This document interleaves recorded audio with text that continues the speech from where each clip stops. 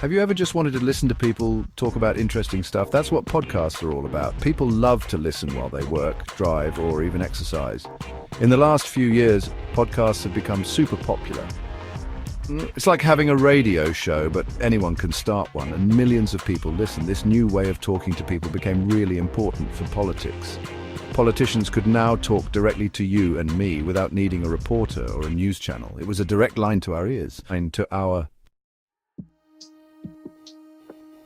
Donald Trump, well, he's always been known for speaking his mind. When he was running for president, he used podcasts to do just that. Instead of relying only on TV interviews, he went on shows like mine, the Joe Rogan Experience. This let him talk for a long time, not just for a few minutes on the news. He could tell stories, share his ideas, and connect with people in a different way. And guess what?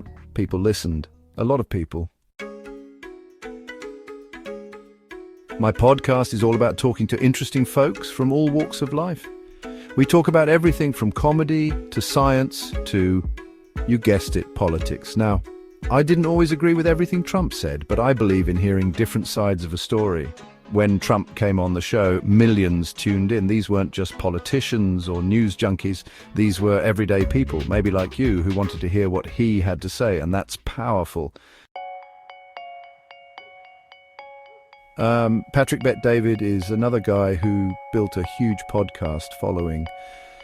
His show, Valuetainment, is all about business success and, getting things done. But Patrick's also not afraid to talk politics.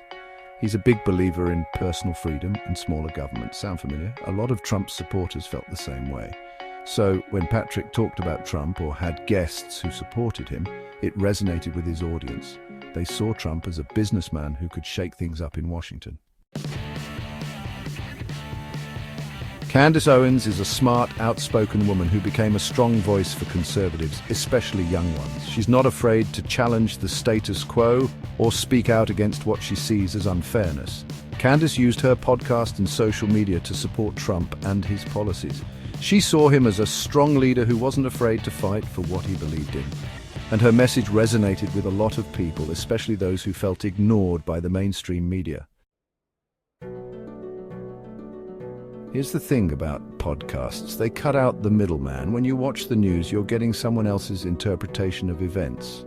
But with podcasts, you hear directly from the source. Trump, like him or not, was a master at using this direct connection.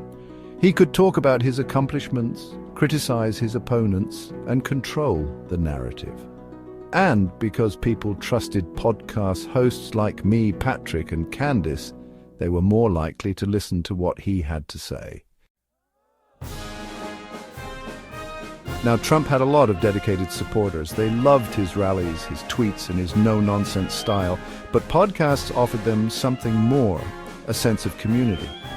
When they listened to podcasts that supported Trump, they felt like they were part of something bigger. They heard their own views reflected back to them, and they felt validated in their support for him.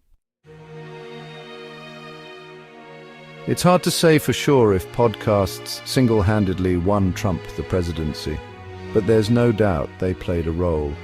They gave him a platform to reach millions of people who might not have otherwise listened to him, and when people hear the same message repeated over and over again, it starts to sink in. They might not agree with everything, but they start to see the world from a different perspective, and that's powerful.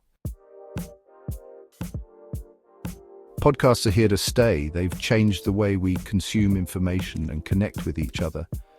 And they've definitely changed the game for politics. In the future, I think we'll see even more politicians using podcasts to reach voters. They'll bypass traditional media and talk directly to the people. And who knows, maybe one day a podcast host will even become president.